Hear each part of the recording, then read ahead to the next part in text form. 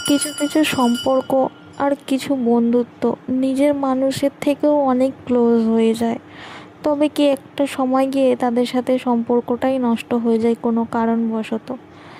মনে পড়ে তাদের কথা, কিন্তু মনে পড়লেও কিছু করার নেই। না তাদেরকে ফোন করা যাবে, না কিছু। হয়তো তাদেরও আমাদের কথা মনে পড়ে, তারাও হয়তো চায় ফোন করতে বা কন্ট্যাক্ট করতে, তারাও হয়তো পারে না।